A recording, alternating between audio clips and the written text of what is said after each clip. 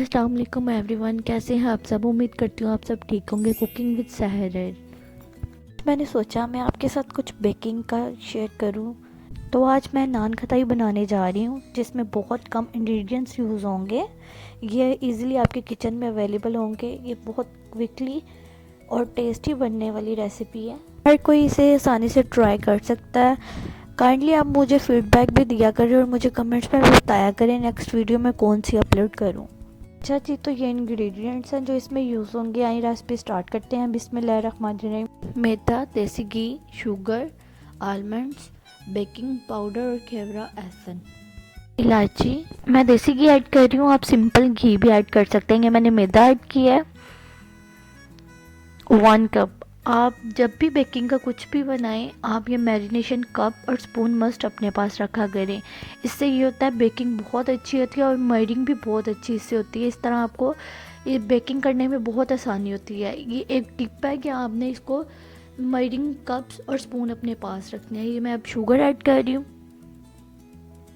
Almonds add कर रही हूँ, बेकिंग पाउडर आपको मार्केट से आसानी से मिल जाएगा।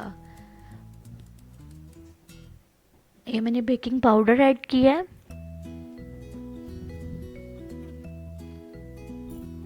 और ये खेवरा एहसन है, ये ऑप्शनल है। आप चाहें तो ना भी ऐड करें। ये खुशबू के लिए होता है कि आपको इसमें से खुशबू आएगी।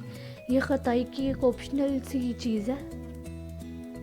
आप ना भी ऐड करें तो कोई इशू नहीं है। अब मैं इसको अच्छे से मिक्स कर रही हूँ। इसको बहुत अच्छे से मिक्स करूँगी मैं।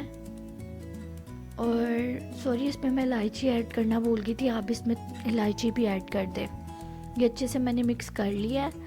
अब मैं इसकी जो ट्रे है, पिज़्ज़ा पैन ट्रे थी मेरे पास, इसमें मैं बहुत अरसे से बेकिंग कर रही हूँ जिसकी वजह से ये पिज़्ज़ा पैन में मैं इसको बेक करूँगी।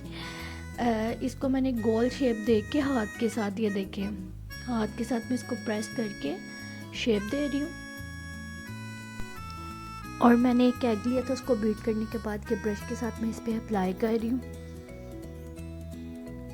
एग अप्लाई करने का मकसद ये है कि ये बहुत अच्छा कलर इस पर आ जाएगा जब हम इसको बेक करेंगे। और इसके ऊपर थोड़े थोड़े से आलमंड्स स्प्रिंकल कर दूंगी।